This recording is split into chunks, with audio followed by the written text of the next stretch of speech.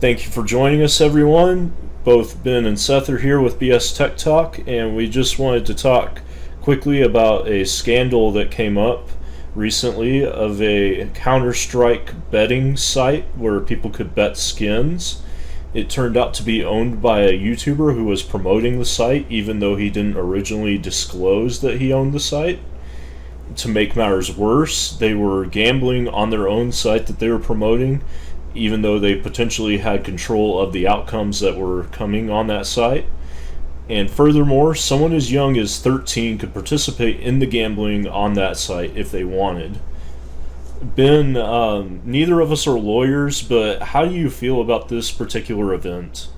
So hi guys. This is kind of the first time I'm hearing of this, but I know that YouTube has had major issues in the past with disclosure, and just so you get a feel for my background is in mass communication, and basically I pulled up a couple links that talk about what the FTC considers as far as disclosure, and to be quite frank, most YouTubers across the board are in some type of violation, at least on some videos, not all, but they're basically, the FTC basically is saying the basics are that, and I quote this, basics are that the disclosure has to be in words that the consumer can understand.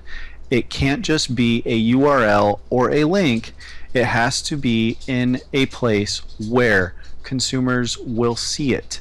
Certainly, as part of the as a practical matter, the best thing would be to put it in the video itself. So adding just a simple disclosure that says, yes, this is our video, this is our website, this is our betting system, would of course have covered them, but in this instance it did not. And there's you can scan so many websites that talk about this, but in this particular instance, they're definitely in violation of FTC regulations as far as not disclosing that this was actually something that they themselves owned. And that they themselves were promoting it. So it's just pretty cut and dry in this instance. Yeah, I think the thing that makes it the worst part to me is that not only is it something that they didn't disclose at all, that they were trying to mislead their audience by acting like that, is like, hey, I found this cool website where I can, gamble skins in a video game for Steam Wallet money, but they had control over the outcomes on the gambling, and that they would even allow people who were underage to gamble. So obviously, and I'm not calling anybody a liar, but obviously now that they're getting called out about this, there's going to be a lot of people who come out and claim a lot of things like rigged betting, etc., etc. And some of it's true, some of it's not true, and parsing through the details is fortunately not going to be any of our jobs. But if that is the case, yeah, that's pretty crummy of them. If it's not, which it's possible it's not, giving them the benefit of the doubt, that still doesn't relieve them of their obligation to have disclosed it, and disclosed it in such a way that in particular, as Seth pointed out, that an age group of at least a 13-year-old could understand it. Because if they're promoting that a 13-year-old could use this gambling website, then they need to disclose it in such a way that at the very least a 13-year-old could have understood that, yes, this website is theirs, period. It's that simple. So, and then it might have met that. As far as the gambling regulations, every state has different gambling regulations, and every state now, of course, has different online gambling regulations, or as they create them. It's still a relatively new thing, I'm not up on any of those things. But at the end of the day, uh, that might be something they have to look at answering to as well. Yes. We didn't want to contribute to any of the drama going on to this, but we did see it as an interesting point in time where we could kind of take a moment to be transparent about how we acquire the things that we review on our own channel. Which, if I don't want to speak for Ben, but I think we both were kind of in agreement that the things that we review at this point in time, because we have no contacts in the industry, are all things that we pay for personally. So yeah, um, part of the reason